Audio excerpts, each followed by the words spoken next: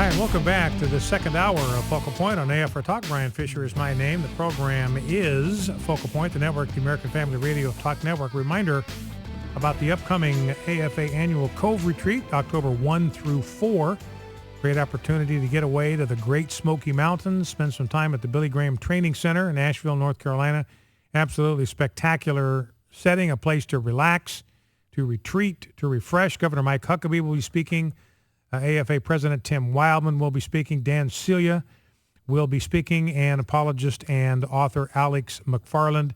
So call the number 800-950-2092, 800-950-2092, or you can go to afr.net, get all the information you need. Next segment, we are going to focus a little bit of attention on Obamacare. I'm at the don'tfundobamacare.com website.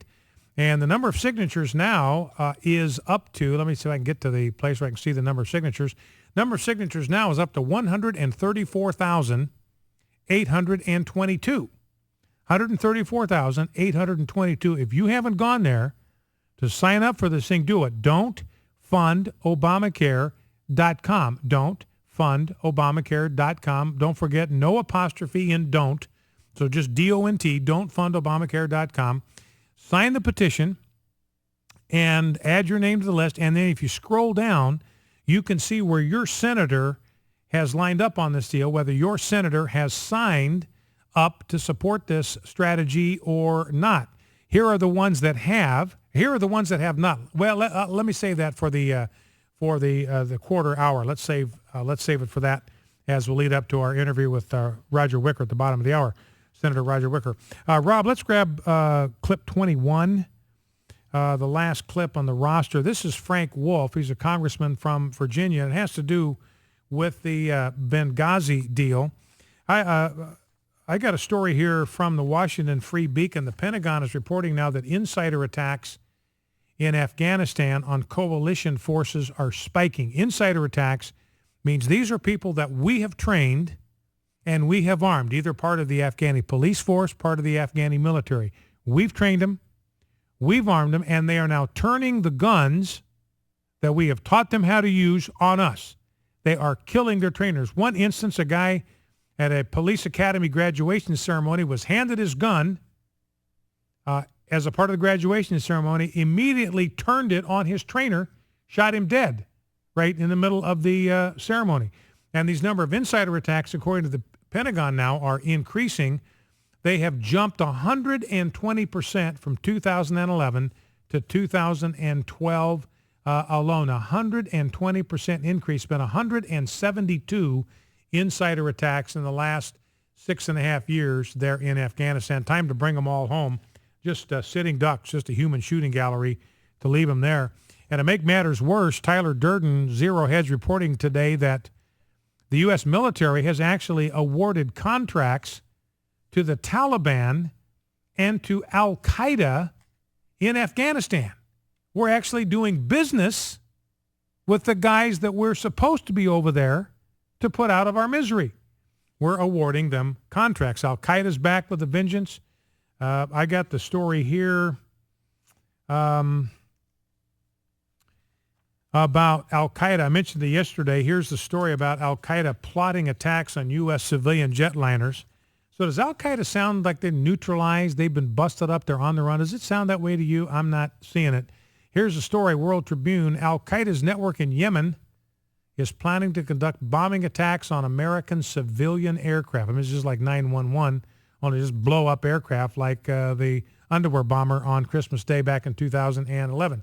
They identified the Al-Qaeda AQAP planner as Ibrahim Hassan al-Asiri, believed to have taken over the Al-Qaeda network in Saudi Arabia. That's Al-Qaeda on the Arabian Peninsula. That's what AQAP stands for. In the wake of the U.S. assassination of Saeed al-Shiri, who was the deputy commander of the insurgency movement. So in other words, you cut the head off of the snake, another one pops right up to take its place. U.S. Transportation Security Administration head John Pistole said there is intelligence that he has unfortunately trained others, and there's a lot of effort to identify those folks. Not exactly on the run. Now, Frank Wolf, clip 21, explains why haven't we heard anything from these people that survived the Benghazi attack? We haven't heard anything about them. We don't know who they are. We haven't been able to interview them. We haven't talked to them. And Frank Wolf here explains why. Let's listen. According to trusted sources that have contacted my office, many, if not all, of the survivors of the Benghazi attacks, along with others at the Department of Defense and CIA, have been asked or directed to sign additional non-disclosure agreements about their involvement in the Benghazi attacks. Some of these new NDAs, as they call them, I've been told, were signed as recently as this summer. It is worth noting that the Marine Corps Times yesterday reported that the Marine colonel whose task force was responsible for special operations in northern and western Africa at the time of the attack is still on active duty, despite claims that he retired, and therefore could not be forced to testify before Congress. If these reports are accurate, this would be a stunning revelation to any member of Congress.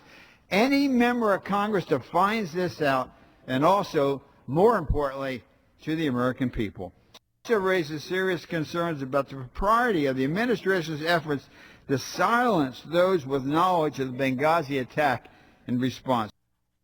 So, non-disclosure agreements, all the survivors of the Benghazi attack, we don't even know how many they are. We don't know their names.